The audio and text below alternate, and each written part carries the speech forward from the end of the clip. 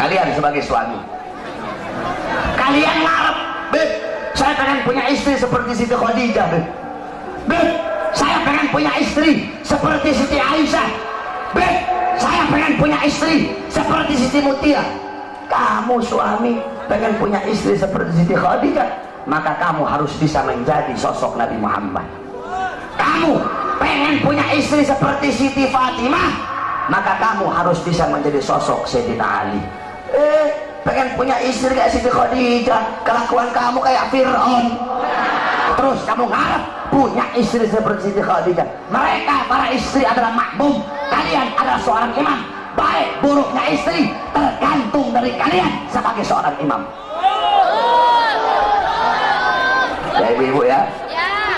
Jadi bagus rusaknya anak tergantung dari seorang istri. Bagus rusaknya istri tergantung dari seorang suami.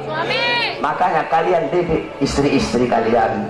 Kenapa saya ngomong istri-istri? Sebab dalam Islam boleh 2, 3, 4. Makanya saya ngomong istri-istri. Jangan mengharamkan sesuatu yang dihalalkan oleh Allah Subhanahu wa Ta'ala. Jadilah kalian seorang suami yang memberi makan anak istri kalian dengan makanan yang halal, makanan yang baik, nafkah yang halal, nafkah yang baik. Jangan asal-asalan kalau ngasih makan anak istri itu. Jangan kasih makan anak istri kalian dari barang haram, dari nafkah yang haram, dari hasil nipu orang, dari hasil judi, dari hasil mencuri, dari hasil riba. Akhirnya tidak ada berkah bagi anak dan istri kalian. Jangan heran kenapa istri kalian melontot di hadapan kalian, kenapa istri kalian membantah perintah kalian, kenapa istri kalian caci maki kalian, kenapa anak-anak kalian jauh dari Allah, anak-anak kalian jauh dari agama.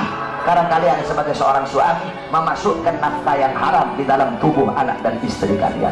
Kamu tahu dolar Rasul, inna fil jasadi mudghatan idza saluhat saluhal jasadu kulluh wa idza fasadat fasadal jasadu kulluh ala wahyal kalam.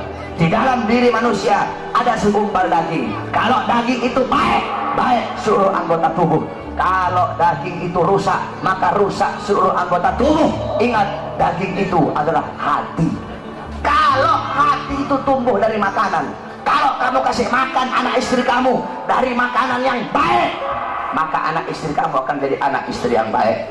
Tapi kalau kamu kasih makan anak istri kamu dari barang yang haram, dari barang nafkah yang haram, jangan heran kalau anak istrimu melakukan sesuatu yang diharamkan oleh Allah Subhanahu wa Ta'ala. Dulu ada seorang wali besar, ulama besar, yaitu Al-Imam Haramain.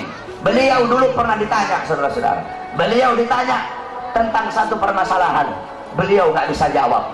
Ketika beliau nggak bisa jawab, beliau bilang, mungkin saya tidak bisa jawab pertanyaan kamu gara-gara masih ada air susu yang tertinggal di tenggorokan saya. Maksudnya apa ada air susu yang tertinggal? Dulu saya waktu masih kecil, bapak saya sangat hati-hati memberi makan ibu saya ketika ibu saya sedang menyusui saya. Tiba-tiba ada seorang budak perempuan ambil saya. Itu budak susui saya tanpa sepengetahuan orang tua saya. Ketika ibu saya tahu, langsung saya diambil, dikasih kepada bapak saya. Bapak saya masukkan jari telunjuknya ke tenggorokan saya, mengeluarkan air susu budak tersebut. Karena itu adalah air susu yang subhat.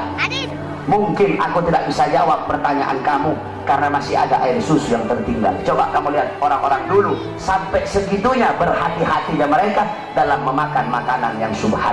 Kamu tahu Al-Imam Hanafi, Imam Hanafi 7 tahun gak pernah makan kambing. Kenapa 7 tahun gak makan kambing? Semenjak ada kambing milik Baitul Mal di Kufah yang hilang. Jadi Baitul Mal itu ada kambing, ada orang nyumbang kambing di Baitul Mal. Itu kambing hilang. Ketika itu kambing hilang, Imam Hanafi tidak mau makan kambing. Kenapa? Takut kalau beliau makan kambing, ternyata kambing yang dimakan adalah kambing milik Baitul Mal di Kufah yang hilang tersebut. Beliau nanya sama tukang kambing, biasanya kambing itu usianya berapa tahun? 7 tahun ya Imam. Maka 7 tahun beliau tidak makan kambing sampai betul-betul yakin kalau kambing itu sudah mati, baru beliau mau berani makan kambing. Karena begitu hati-hatinya di dalam perkara yang syubhat. Al-Imam Nawawi, beliau nggak mau makan apel. Kenapa nggak mau makan apel? Karena apel di daerah beliau ditanam di lahan-lahan, di tanah-tanah milik pejabat.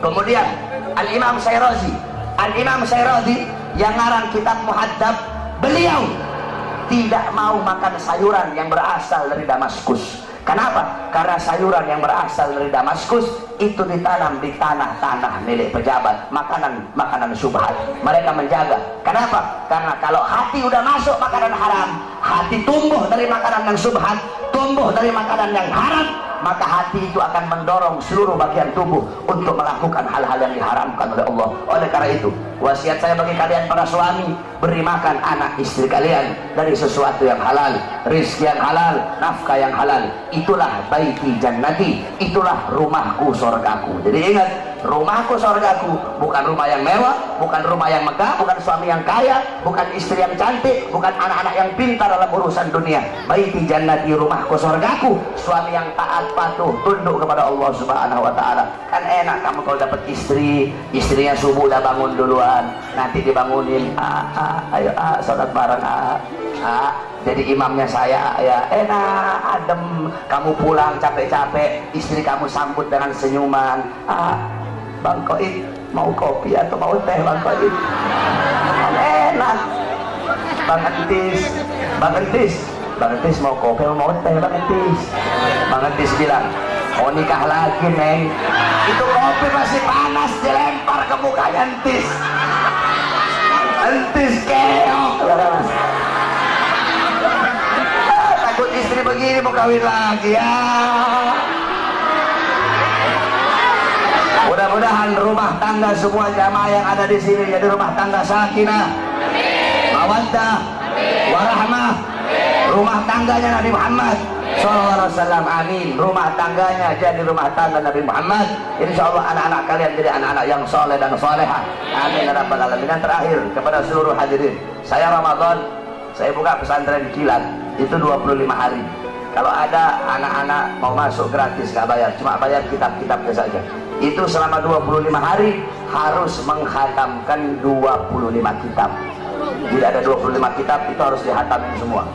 Fikihnya ada kitab Risalatul Jami'ah, Tadkiratus Sadida, kemudian hadis, Arba'in Nawawi dan lain-lainnya, kemudian pelajaran Shorof, Amsalatul Tasrif, Kailani, kitab-kitabnya, kemudian Nahwu, Jurumiyah, Mabadi, kemudian tajwidnya Hidayatus Sibyan, kemudian Al-Quran, kemudian Muhawarah, kemudian Mu'adzarah dan lain seluruh pelajaran. Itu ada 20 pelajaran, 20 kitab harus dikhatamkan. Jadi kalau ada anak-anak sini yang mau masuk pesantren kilat, betul, selama 25 hari nggak boleh pulang. Jadi ngajinya itu habis tarawih nanti saya ngajar, habis tarawih saya ngajar sampai jam 10.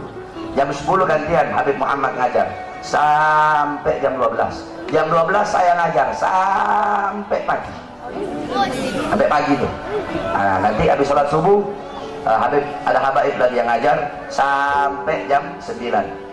Nah, jam 9 istirahat. Bangun duhur. Habis sholat duhur saya ngajar sampai asar.